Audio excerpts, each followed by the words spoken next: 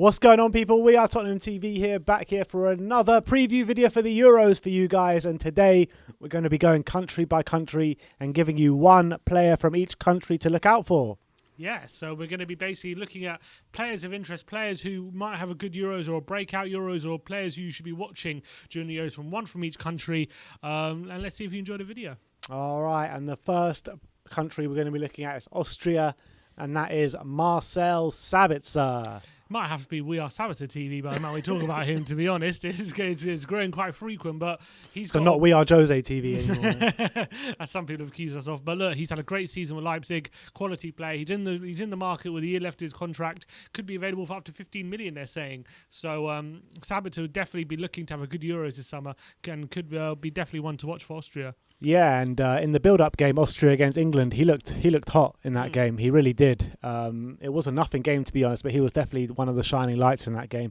So he's most definitely one to look out for, and definitely for Paratici for one to look out for as well. Paratici, get your eyes on him. Exactly. Let's move over to Belgium.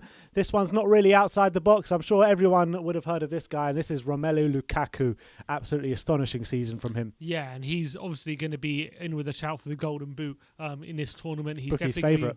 Yeah, and he's definitely, considering who they have in their squad, it's no surprise. And he has an absolutely mad season for Inter Milan. I think he definitely over 30 goals, struck up a great partnership with Martinez, and he's going to be fit and firing going to his Euros, and he's definitely the danger man in that Belgium side, considering De Bruyne has that eye injury going into it. So Lukaku's definitely going to be raring to go this Euros. He's then definitely going to be one to look out for.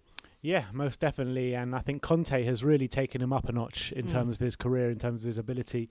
But let's move on to Croatia, and we're going to be looking at Brozovic of Inter Milan. Yeah, another one who's had a really great season for Inter Milan, a centre mid who has the ability to play box to box. He's got good passing ability as well. He's going to hopefully strike up a partnership with Luka Modric and Kovacic in that central midfield area, and he's going to look to stamp his authority on the tournament, because with Modric in the midfield, he's going to need to do a bit more of the running than maybe he has done, but he's a quality player and criminally underrated, I think. I feel like this Croatia team never evolves. I feel like they're the same players in every single tournament. Yeah, it's a weird one. That's how it is with Croatia. Yeah. Let's move over to Czech Republic, one from England's group, and we're going to be looking at Thomas Souček of West Ham, who's also had a really, really good season, hasn't he? He was in the running for Player of the Year. Yeah, and he is going to be... This is his first international tournament. He's going to be looking to make a big impact on the international stage. Obviously, he made a massive impact in the Premier League this season, and he's going to look to improve on that, and he could be the Fellaini of this tournament. Yeah, some people dubbed him the Czech Fellaini, haven't exactly. they? Denmark, we're going to be looking another player that's on Tottenham's radar in Joachim Andersen. Another player who he will be in Belgium's group, I believe, and he's definitely going to be one looking to have a good Euros with teams, most definitely Spurs sniffing around him. So he's definitely a player who's going to be of interest to a lot of teams this summer in that central centre-back area, and hopefully he doesn't have too good a Euros. Hopefully he has a good but not too good.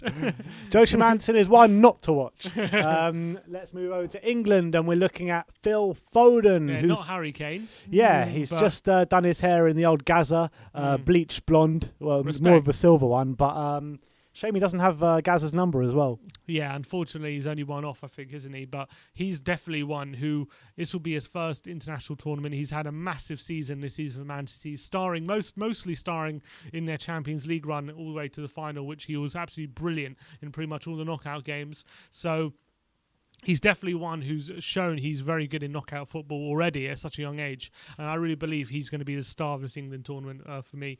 Despite, obviously, Harry Kane will be looking to build on what a great season he had with Spurs, I think Foden will be the one to be the breakout star for England. To be honest, for me, I completely accept what you were saying about Foden and about how good he is, because he is that good. But I got a feeling that Grealish is going to be our star of the tournament this year. Grealish as well.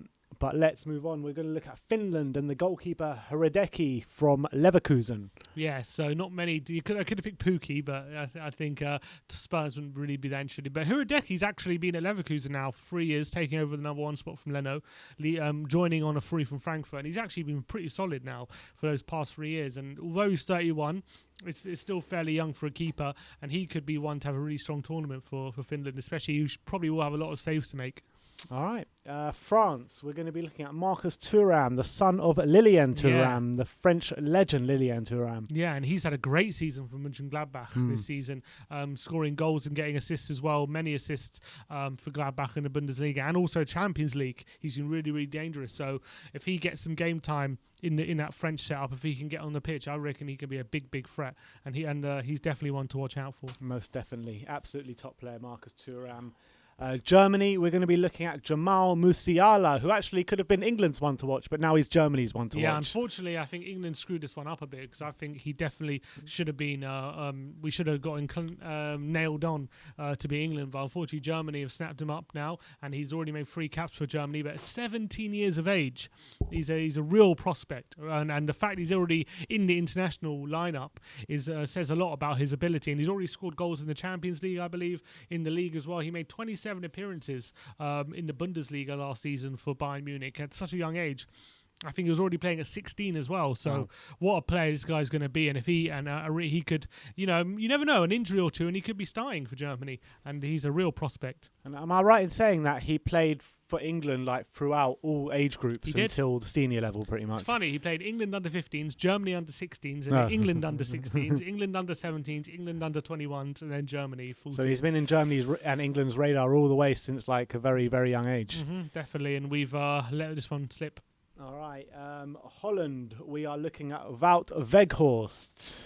He's one who's definitely going to be looking to be a mainstay in that Dutch national setup. He's only recently broke into the national side, and after a series of impressive seasons now in the Bundesliga, I think it was about time he got recognition for that.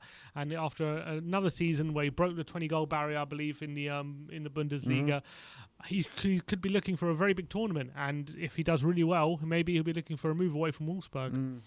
Yeah, I mean, he's another one that is on Spurs' radar. Let's just hope he's not another Vincent Janssen. Let's move on to Hungary, and that is Peter Gulácsi, the goalkeeper from RB Leipzig. Yeah, he's one who's... he was Spurs reportedly interested, but he signed a new contract. But with Szoboszlai out of the setup this summer because of an injury, he's definitely the next best player for Hungary, and he could have definitely a big tournament after a number of good years now at Leipzig. He's definitely one who could have a very big impact. All right, and now the Italians. The Italians, we're going to be looking at another Inter Milan player in Nicolo Barella. What a player this guy is. What a player. Another player from the Inter Milan setup. And he has had an absolute worldie of a season. Such a cultured central midfielder. His value has absolutely skyrocketed throughout the season. And he's one that could have probably been available last year for about 25 million. But he's now probably between 60 and 70. And he's going to set to have a massive, massive impact for Italy this summer. Next up is North Macedonia, and yes, you're right in seeing what you're seeing. It is Goran Pandev. Somehow still playing at the ripe old age of 37. Yeah. He's 37, still smashing out, and as well, he's playing for Genoa, and he's actually done all right this season. I think he got 7 goals in the Serie A, and he actually got a brace against Napoli as well during the season. So Goran Pandev, FM legend, still going strong, and he's definitely one who will hopefully make it. This will most definitely be his last international tournament. Well, never say never, but never say never. The World Cup's only in 2022. Yeah, you never true. Know. If they make it, that is. Yeah, so fair play to Pandev for still going, and I'm definitely going to be seeing how he gets on. Poland, and who else to go to in Poland but Robert Lewandowski. I mean, everyone knows Robert Lewandowski. He's in there for the Ballon d'Or, definitely in the shout for Ballon d'Or this year. Yeah, and what a player he is. He's obviously absolutely annihilated the goal-scoring records this year for Bayern Munich, and hopefully looking to replicate some of that goal-scoring form for Poland during the Euros. And although I remember that he didn't do that well when Poland hosted the Euros back in 2012, I think he'll be looking to make a bit more of an impact than back then. All right, and Portugal, we're going to look at Ruben Neves of Wolves. He's one who's openly said he's looking to leave Wolves this summer, so he's definitely going to be in the shop window over the Euros, and if he has a very, very big tournament, then the big boys could come knocking for him. So I think Ruben Neves is definitely going to be one who I think is going to step up his game massively during the Euros, and don't be surprised if 1 or 2 long-range efforts from him go in the back of the net. It's interesting, that one, because, you know, there are a lot of players to watch out for in this Portuguese squad. You know, João Felix, Bernardo Silva, Cristiano Ronaldo, Andre Silva, who's had an absolutely mad season for Frankfurt, Diego Jota, you know. Bruno Fernandes. There are a lot of players to watch out for in this Portuguese squad, and that is why they're definitely one of the favourites to win the tournament, as they won the tournament last time out. Let's move on, and we're going to be looking at Russia, and that is Golovin. Yeah, who obviously had a great tournament, didn't he, last time out in the World Cup? And everyone was wondering where he was going to go to. Eventually, Monaco snapped him up, and he kind of hasn't been on everyone's radar since then, but he still had a pretty solid time at Monaco, and he could definitely be one if he replicates his form in the World Cup. Maybe he'll be looking for another move come the summer, and I think Golovin's a really nice attacking midfielder as well, so he's definitely one of the Russian team to look out for. Yeah, I mean, he most definitely did catch the eye of the world in 2018, that's for sure.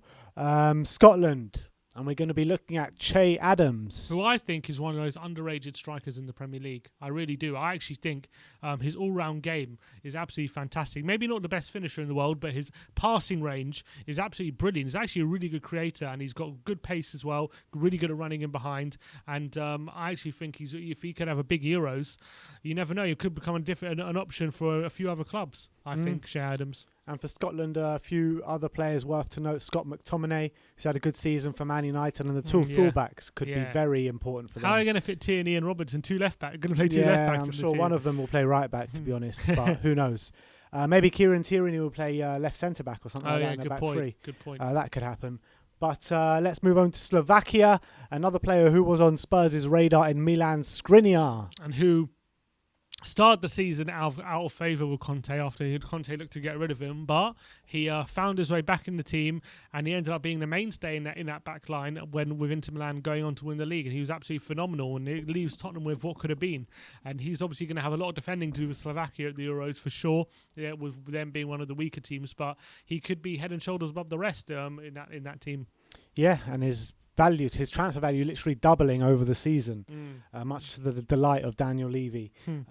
Spain, and we're going to look at Gerard Moreno, who's had an insane season for Villarreal, hasn't he? Yeah, exactly. Absolutely brilliant. Really breakout season. Despite him not being the youngest of players, he really has he's been a bit of a late bloomer, Gerard Moreno. Do you think this has been a breakout season? Well, he's got 30 goals. I don't think he's ever hit that kind of form. No, but he's definitely got like good amounts before. Yeah, but he's never, listen, in terms of a breakout, like for example, this is his first international tournament and he's 28, 29, right? Might even 30. So this is like, for him personally, this is a season where he's really got proper recognition and probably the breakout in that sense. And I think Gerard Moreno is a top class player, and he's one who could really look to build on what season he had in Spain and carry on that form, because over 30 goals a season, I think, hasn't he? So what a season he's had. I mean, it's 23 in the league this season, and it was 18 in the league the year before. So, I mean, he's been doing it for a while now, Gerard Moreno. But let's move on to Sweden, and we're going to be looking at Isaac, however you pronounce it.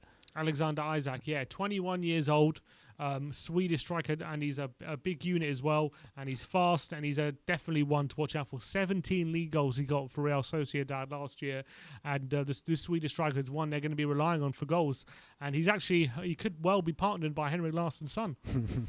Yeah. Jordan Larsson. I mean, because Zlatan's out as well, he's going to get even more chance. He's going to be even more the main man now, isn't he? Definitely.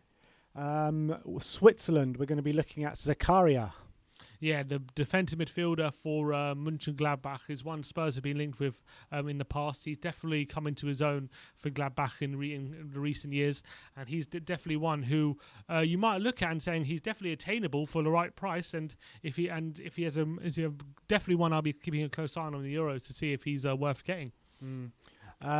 Turkey, we're going to be looking at Burak Yilmaz, who's had another great season, winning the French league, rolling the years back for 35 years old, and despite him being part of the Turkey setup for a while now, he's at club level, he's really had an absolutely crazy season in France, winning the league with Lille, and he's definitely one who will look to replicate that on the international stage come the summer, and he could definitely be one of the surprise stars of the tournament. Yeah, and when you look at his career, he's 35 years of age, and apart from this season, and apart from his 2 years that he spent in China, every single year of his career he's played in Turkey apart from this year, and he's won the league in France. Incredible. Unbelievable story. Incredible story, yeah.